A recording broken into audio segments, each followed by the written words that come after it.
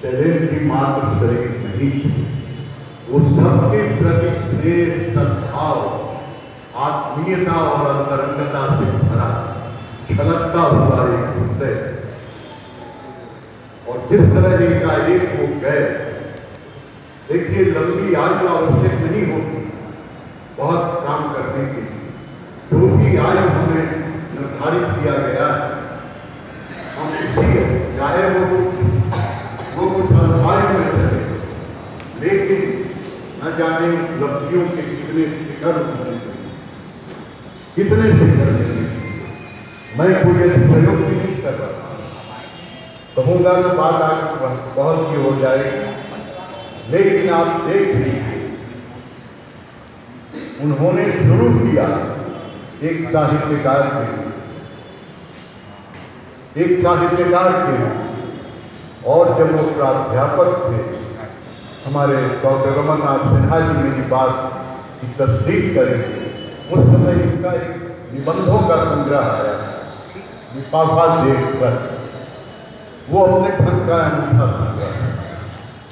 फिर वो राजनीति की ओर हुए। यहाँ मैं अपने से जुड़े दो संस्मरण बहुत संक्षेप में रखूंगा।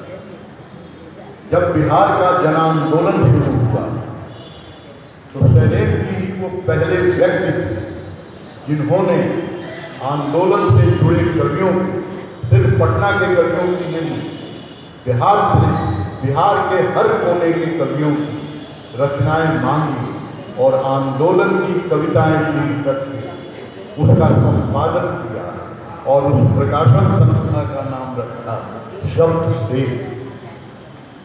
तो यह एक पहला और मुझे कहने दीजिए कि प्रामाणिक संकलन, उसमें एक मैं भी शामिल था, लेकिन पूरे बिहार के स्तर पर जो भी प्रतिभाएं, चारित्रिक प्रतिभाएं तो आंदोलन से जुड़ी हुई, उन्होंने सबको जोड़ा। जहां तक मेरी बात है,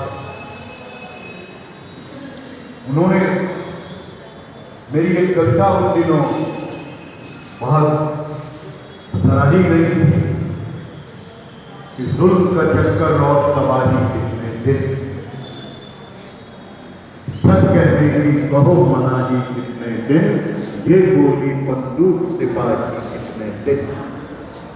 इस कविता को उन्होंने जब वो जेल चले गए आंदोलन के दौरान, तब उन्होंने जेल में इस कविता को, स्वयं कविता का पाठ किया है। उन्होंने बताया, आज वो नहीं है, मैं कोई गलत बयान नहीं कर रहा, ये मेरा स्वभाव है।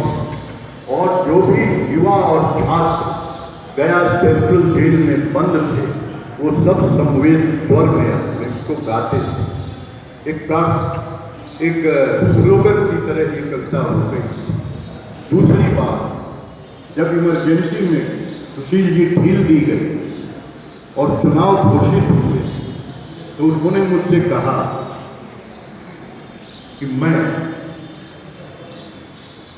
जन जागरण के लिए चुनाव आप आ गए, आप दो चुनाव की। मैंने कहा मैं कोशिश करता हूं। मैंने 2 चुनाव की और उसमें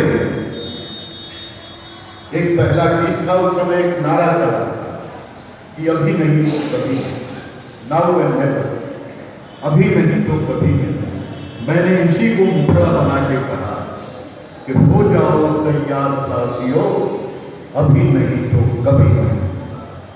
और दहशत की दीवार तोड़ दो, ये नकली मीनार तोड़ दो, उठो वक्त की धार तोड़ दो, अपने हाथों याद तोड़ दो, मौका है इस बार साथियों, अभी नहीं तो कभी नहीं। और मुझे गौरव है इस बात कि इन 2 कविताओं को शैलेंद्र जी ने पैम्फलेट में छपवाया। शायद 10,000 प्रतियां उसकी छपी। रविंद्र जी को याद होगा, उनके जो अनुज बैठे हैं हमारे कवि मित्र, 10,000 प्रतियां छपवाई और आंदोलन में प्रचार के दौरान उसे उन्होंने पढ़वाया। एक बात और कह दूं, और वह यह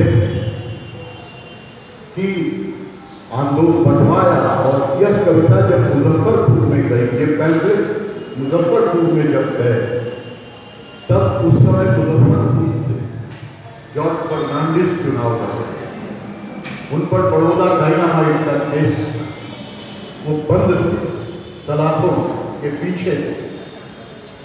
सुषमा जी उन दिनों सोशलिस्ट पार्टी में हुआ था और उनके प्रचार के लिए मुजफ्फरपुर आई थी और उन कविताओं का पाठ वो करती जनसभाओं। अंतिम संस्मरण यह कि 2001 मेरी एक कविता पुस्तक का लोकार्पण दिल्ली में हुआ। कमला प्रसाद वहां उपस्थित थे। शैलेंद्र जी विशेष रूप से मेरे अनुरोध पर दिल्ली से, पटना से दिल्ली आए और सुषमा जी ने इसका लोकार्पण किया। उन दिनों सूचना प्रसारण मंत्रालय के मंत्री। तो ये इस चीज को मैं कैसे समझ सकता? आज के दिन मेरा ये कर्तव्य बनता है, यह मेरा धर्म बनता है कि मैं उस ऋण को आपके सामने रख, उसकी ओर उस ऋण का जिक्र करूं। शायद ऋण का भार या बोझ उस पर कम। मित्रों, बहुत कहने का समय नहीं है, बहुत लोग बोलने वाले हैं, शायद तकलीफ हो गया। यहाँ उनकी बेटी बैठी हुई है, जमशेदपुर से डॉक्टर पीवी समझना, इन्होंने इनके निधन के बाद एक बहुत बढ़िया स्मारिका निकाली और वो संग्रहणीय, वो अपने आप में एक ग्रंथ है। उसमें न जाने कितने आलेख, कितनी कविताएं, कितने संस्मरण हैं।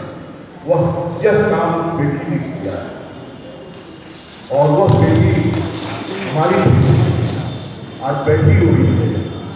तो मित्रों, अंत में यही कहना है कि जो जैसा मैंने शुरू में कहा कि जो चला जाता है वो हमारा शरीर होता है और जैसे एकाएक वो चले गए, सर में दर्द होता एकाएक और उसके बाद हृदयाघात से वो चले गए बिना ऐसे किसी को मौका दिए कि कोई उनकी सेवा करे।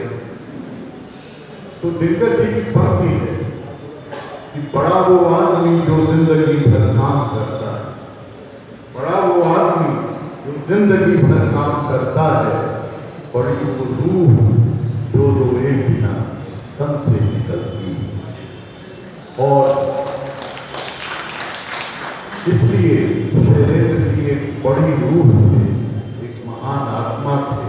और मित्रों, इनको महसूस करो फूल में खुशबू की तरह, इनको महसूस करो फूल में खुशबू की तरह। ये दिखाई नहीं देते मगर होते हैं, मगर होते हैं। शैलेंद्र जी आज भी हैं। एक बार फिर उनकी स्मृति को नमन। आप सबके प्रति आभार। धन्यवाद। नमस्कार।